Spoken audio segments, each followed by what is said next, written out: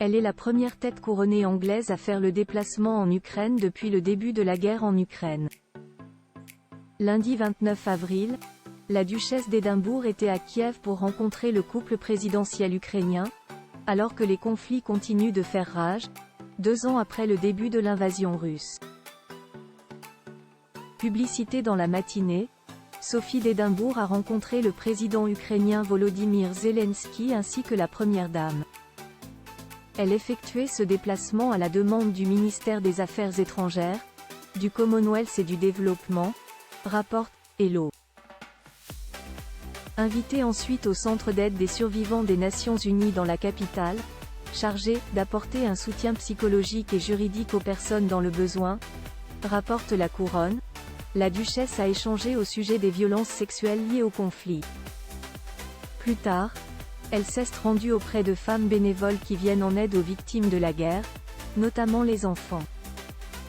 La prévention des violences sexuelles et le soutien aux femmes en temps de conflit sont 2 causes qui tiennent au cœur de la duchesse.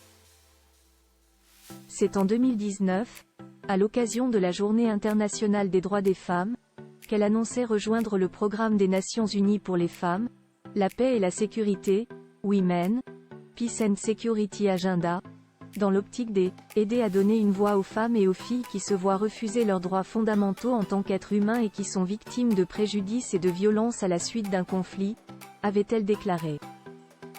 Visite en compagnie de la première dame. L'épouse du prince Édouard a également visité la cathédrale Sainte-Sophie de Kiev en compagnie d'Olena Zelenska avant de se rendre à Boutcha, près de la capitale.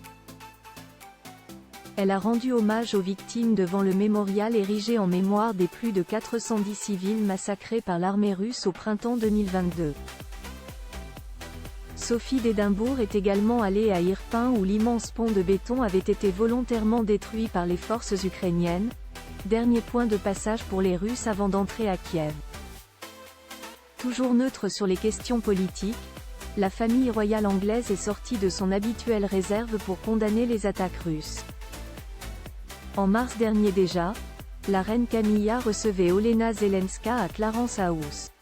Une rencontre d'une demi-heure qui s'était tenue à la suite de la publication du roi Charles III et de son épouse d'un message de soutien adressé au peuple ukrainien. Toutes deux avaient échangé sur l'impact de la guerre sur les femmes et les enfants, ainsi que l'aide apportée par le Royaume-Uni.